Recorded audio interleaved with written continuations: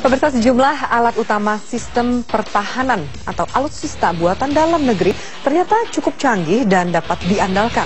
Seperti apa? Simak bedah alutsista dalam negeri dalam ulasan khas Metro Highlights berikut ini.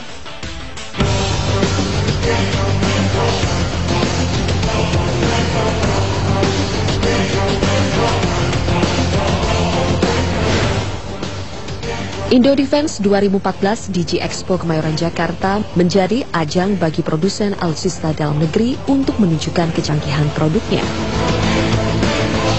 PT Pindad kembali mengeluarkan kendaraan tempur jenis terbaru Panzer Badak. Nama Badak dinilai cocok dengan karakter Panzer baru ini.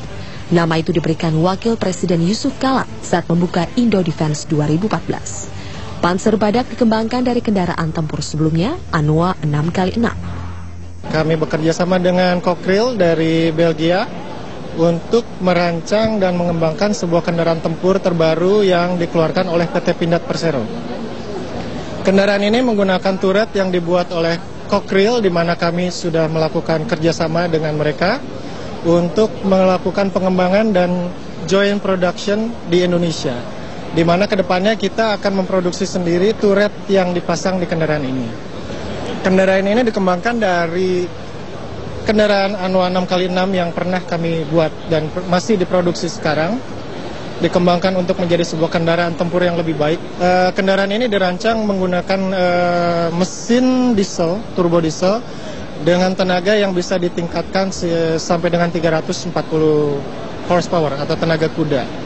Kaki-kakinya sendiri menggunakan modular double wishbone, di mana memberikan kestabilan yang lebih baik untuk di kecepatan tinggi dan juga memberikan kestabilan yang bagus untuk penggunaan di medan off-road. Kendaraan tempur ini bukan kendaraan pengangkut pasukan.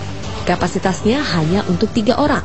Panzer Badak dikhususkan untuk mengangkut sistem persenjataan 90 mm. Badak dapat digunakan dalam perang konvensional. Untuk turret atau sistem persenjataan, Panzer Badak memiliki kelebihan yaitu sistem kontrol penembakan dengan akurasi maksimum. Selain itu, Panzer Badak juga dilengkapi dengan sistem komunikasi yang akan mempermudah pengguna di medan perang. PT Pindad mengklaim Panzer Badak lebih unggul dari Panzer Tarantula buatan Korea Selatan. Antara Panzer Badak dan Tarantula sama-sama menggunakan sistem persenjataan atau turret 90 mm cannon. Tetapi Badak punya sisi keunggulan pada manuvernya yang lebih tinggi. Selain itu, harga Panzer Badak pun jauh berada di bawah Panzer Tarantula. Selain Panzer Badak, PT Pindad juga memproduksi senapan serbu atau SS jenis terbaru. Senapan ini belum diberi nama sehingga disebut SSX dengan kaliber 7,62 mm. Senjata ini memiliki jarak efektif tembakan sejauh 900 meter. Sebagai perbandingan, seri sebelumnya yaitu SS1 dan SS2 memiliki jarak efektif tembakan sejauh 400 hingga 600 meter. SSX ini sudah sesuai standar internasional sehingga senjata ini bisa dilengkapi dengan aksesoris seperti teleskop, lighting maupun inframerah. Kita juga berusaha untuk mengikuti persyaratan yang bisa diterima oleh internasional, jadi kita sama, untuk persyaratan kita sama. Jadi keunggulannya pun sama, kita efektif range sama, kalibernya sama, kehandalannya pun juga sama. Selain SSX, PT Pindad juga unjuk gigi dengan senapan penembak runduk atau SPR-2. Salah satu keunggulannya, senapan kaliber 12,7 ini mampu membidik sasaran hingga 2 km. Bahkan SPR-2 juga merupakan salah satu senapan antimaterial yang bisa digunakan menembak tank dan panser. Jika dikombinasikan dengan munisi unggulan kita, di mana kita memiliki munisi MU3 Blam, itu kaliber 12,7, memiliki 3 efek sekaligus ketika mengenai perkenaan atau target. Dia menghasilkan efek ledak, bakar, dan juga efek penetrasi. PT Pindad mengklaim bahwa SPR-2 mampu bersaing dengan produk buatan luar negeri, seperti Black Arrow. Senjata ini telah diuji dan dapat menghasilkan daya tembus yang lebih baik. Terbuat dari alloy. Iya, full alloy. Cara kerjanya dia single shot, tembakan satu-satu. Dia dibandingkan dengan produk-produk luar negeri seperti Black Arrow maupun Truvelo, kita pernah uji dan dia mampu menghasilkan daya tembus yang lebih baik dibanding senjata dari luar negeri. Waktu di Turen kita pernah melakukan uji. Turen merupakan salah satu tempat divisi munisi, di mana di sana PT Pindad divisinya untuk memproduksi munisi. Jadi kita uji mulai jarak 500, 1000, 1500 hingga 2000, dan ternyata di jarak 2000 yang mampu menembus plat armor tebal 10 mili hanya dari kita. Produsen alat pertahanan nasional PT Lundin juga memiliki produk canggih kapal laut tanpa awak. Bekerja sama dengan perusahaan asal Swedia Saab, PT Lundin membangun kapal bernama Autonomous Surface Vessel USF Bonefish. Kapal ini dilengkapi dengan rudal RBS-15 Mk3 yang berkecepatan subsonik. Rudal ini memiliki hulu ledak head seberat 200 kg. Selain itu, kapal ini juga dipersenjatai dengan naval gun 40 Mk4. Tak hanya itu, radar Sea Giraffe 1X3D yang memiliki berat 150 kg terpasang di USV Bonefish ini. Radar ini disebut mampu mereduksi efek lengkung bumi. Diberi nama Bonefish karena menyerupai struktur tulang ikan dengan badan kapal seperti sirip sebagai balance system. Terbuat dari komposit, Bonefish adalah kapal tanpa awak yang hanya perlu dikendalikan dengan remote control. Terbuat dari komposit, 2 karena tidak pakai kru, tidak pakai awak, jadi melalui remote control. Bonefish ini bisa digunakan dalam situasi apa saja, bisa buat patroli, bisa buat SAR, bisa buat bea cukai, polisi, angkatan laut. Bonefish bisa digunakan untuk situasi apa saja, khusus di wilayah perairan. Meski bukan termasuk kategori kapal selam, namun Bonefish dapat menembus gelombang air laut. Sementara itu, PT Indo-Pacific Communication and Defense (IPCD) mampu membuat pesawat tanpa awak atau Unmanned Aerial Vehicle (UAV) yang cukup canggih.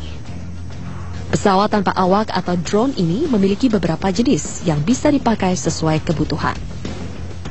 Yang kecil, yang ukurannya backpack seperti itu dirancang untuk pasukan-pasukan khusus. Jadi untuk membantu pengintaian jarak jauh, untuk membantu pembuatan peta operasi, itu sangat tepat di situ. Nah, sementara kalau kita melihat yang drone yang lebih besar ini, itu dirancang untuk kebutuhan yang lebih, misalnya memerlukan kecepatan tinggi, kemudian untuk yang endurance-nya lama, kemudian coverage areanya juga lebih luas. Delta drone ini adalah suatu wahana yang bisa bergerak dengan cepat. Jadi untuk melakukan apa? Nah, sesuai dengan keinginan kita. Misalnya kita ingin melakukan suatu pengintaian dengan cepat, maka kita bisa menggunakan Delta drone ini. Di samping itu, Delta drone ini kita juga bisa menggunakannya untuk keperluan-keperluan, misalnya sasaran tembak dari rudal kendali, misalnya seperti itu. Bisa juga kalau kita mau mengembangkan lebih jauh, Delta drone ini bisa digunakan untuk sasaran tembak pesawat tempur kita. Keunggulan drone ini karena dibuat dalam negeri sehingga perbaikan bisa dilakukan dengan cepat.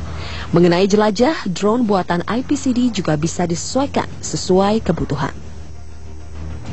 Itu hanya beberapa dari sejumlah alutsista produksi dalam negeri yang cukup canggih.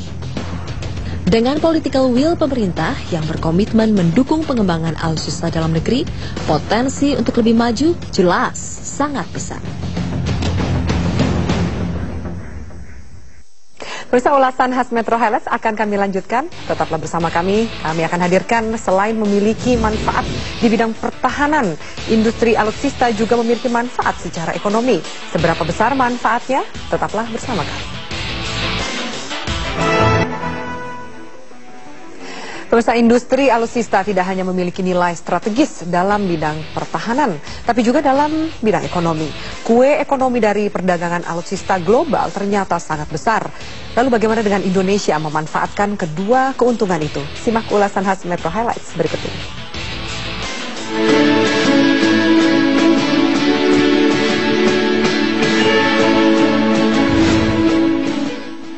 9 badan usaha milik negara dan 158 badan usaha milik swasta di bidang pertahanan ambil bagian dalam Indo Defense 2014. Mereka membaur dengan peserta lainnya dari 50 negara dalam pameran alutsista berskala internasional ini. Mereka hadir di sini untuk memamerkan inovasi terbaru alat utama sistem pertahanan atau alutsista produk mereka. Selain itu, Indodefense 2014 juga menjadi ajang bagi produsen alutsista dalam negeri untuk menjalin kerjasama dengan produsen luar negeri. Posisi mereka sangat strategis bukan saja dari segi pertahanan, tapi juga segi ekonomi. Dari segi pertahanan, Indonesia memang tengah memodernisasi alutsista melalui pemenuhan Minimum Essential Force atau MEF.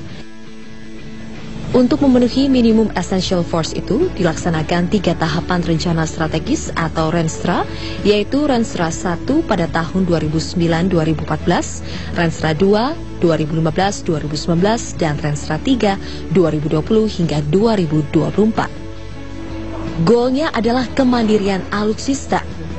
Kedepan, Indonesia berharap akan bisa memenuhi sebagian besar alutsista dari produksi dalam negeri, sebab kemandirian alutsista ini menjadi bagian dari ideologi Trisakti. Kemandirian di bidang pertahanan merupakan implementasi dari penjabaran Trisakti di bidang pertahanan. Hal ini akan terus kita tingkatkan sehingga akan terwujud Indonesia yang berdaulat dan mandiri. Namun sejauh ini produsen alutsista dalam negeri belum banyak memasok alutsista TNI. Sebagai gambaran, pengadaan alutsista TNI dari tahun 2010 hingga 2014 memakan anggaran sebesar 122 triliun rupiah. Dari jumlah itu, baru 19 triliun rupiah yang diserap oleh industri pertahanan dalam negeri atau sekitar 15%. Memang keluhan industri pertahanan kita ini selama ini kan memang kalau dilihat soal quality controlnya juga lemah, terus kemudian tidak tepat waktu, terus kemudian kita juga melihat bahwa dia lebih mahal dari alutsista yang sejenis yang dijual di luar negeri. Kemampuan kita, terutama dari sisi industri pendukung hulu itu masih rendah, kayak gitu. Terus terang dari senjata misalnya, seluruh material mungkin belum ada yang bisa dibuat di dalam negeri. Problemnya adalah pada skala ekonomis. Industri pendukung tidak mungkin membuat aluminium alloy yang hanya dibutuhkan untuk senjata. Berapa sih senjata jumlahnya gitu kan. Nah ini juga problem. Kemudian juga dari sisi anggarannya sendiri, memang tadi dengan keterbatasan industri yang ada di dalam negeri, mau nggak mau pemeliharaan kemampuan kekuatan kan tetap harus dijaga oleh TNI. Ya. Dengan kepaksa pasti mereka akan beli dari luar negeri. Nah, pada tahapan-tahapan ini sedikit krusial. Di satu sisi industri butuh keberpihakan, gitu kan ya. Tapi juga di pihak lain TNI tidak mau juga alat yang coba-coba kan. Nah, ini yang perlu kita lakukan sosialisasi bahwa kita kerjasama untuk meyakinkan bahwa kualitasnya sudah benar. Ada sejumlah masalah yang membuat produsen dalam negeri tidak cukup banyak menyuplai kebutuhan TNI. Selain manfaat di sektor pertahanan, industri alutsista dalam negeri memiliki manfaat ekonomi yang besar. Pangsa pasar global sangat besar, meski persaingan juga sangat ketat. Selain itu, industri sektor ini juga akan menyerap banyak tenaga kerja. Di tengah berbagai macam persoalan yang dialami produsen alutsista dalam negeri, nyatanya sebagian mereka sudah mampu mengekspor produknya ke luar negeri. Kalau kita bicara soal produk industri pertahanan itu sendiri, kita tahu bahwa banyak negara-negara tetangga juga seperti Malaysia, Singapura, Filipina juga menggunakan produk-produk kita juga gitu. SS1, SS2 itu juga banyak yang memakainya. Kemudian belum TN235 dan sebagainya kan juga beberapa negara tetangga kita juga memakai. Di antara alutsista yang diekspor itu adalah pesawat CN235 jenis Maritime Patrol Aircraft produksi PT Dirgantara Indonesia, menjadi salah satu alutsista yang diminati negara lain. Pada 2011-2012 lalu, PT DI memenuhi permintaan Korea Selatan yang memesan 4 pesawat ini melalui kontrak yang ditandatangani pada 2008 dengan nilai total 94,5 juta US dollar. Pesawat yang merupakan modifikasi dari CN-235 ini cocok untuk melakukan patroli perairan dan bisa difungsikan untuk angkutan personil. PT DI juga mengekspor pesawat CN-235 jenis pesawat angkut militer VIP ke Senegal, Afrika. Panzer Anoa buatan PT Pindad menjadi salah satu alutsista yang paling laris dijual.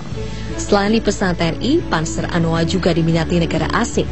Antara lain dipesan oleh kerajaan Oman dan Malaysia. Panzer bermesin Renault ini memang sudah teruji di negara-negara gurun seperti Libanon saat digunakan oleh pasukan perdamaian PBB. Kualitasnya sesuai dengan standar NATO pada level 3 atau level yang tingkat ketahanannya terhadap serangan sudah lebih baik dari level 2 yang diproduksi di Tiongkok dan India. Selain Panzer Anoa, sejumlah senjata buatan Pindad juga banyak dipesan oleh negara luar. PT Pindad mampu memproduksi berbagai jenis senjata. Jenis senapan serbu SS1V1, SS2V2, SS1V3, SS1V5. Senapan sniper SPR1, pistol P1 dan P2, dan revolver R1, V1, R1, V2.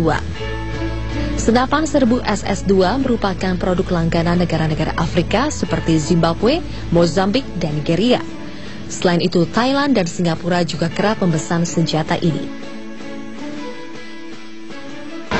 Industri strategis ini bisa untuk kepentingan defense, tapi juga untuk kepentingan ekonomi yang lain, seperti contohnya dari pihak militer membutuhkan kapal, tapi kita juga membutuhkan kapal untuk hal yang lain, sehingga ini menurut saya ke depan yang harus kita perhatikan, sehingga industri-industri ini dapat mencapai ekonomi soft scale yang baik, sehingga produksinya akan lebih terjangkau, ekonomis, tapi juga berkualitas tinggi. Peluang pasar alutsista global sangat besar. Data dari SIPRI Military Expenditure Database menunjukkan total belanja militer tahun 2013 mencapai 1,747 miliar dolar. Dari jumlah itu, 5 negara besar menguasai penjualan di tingkat global dengan proporsi lebih dari 70%. Amerika Serikat mengekspor 29% kebutuhan senjata global. Disusul Rusia 20%, Jerman 7%, Tiongkok 6%, dan Prancis 5%. Geliat Tiongkok menjadi pengekspor senjata cukup fenomenal. Bahkan posisi mereka mampu menggeser Prancis di posisi keempat. Namun Tiongkok terhitung belum lama menjadi pemain global. Industri alutsista Indonesia memiliki peluang menjadi pemain global sekaligus pemasok dalam negeri. Jika itu terjadi, industri alutsista bukan saja akan bermanfaat dalam bidang pertahanan, tapi juga ekonomi.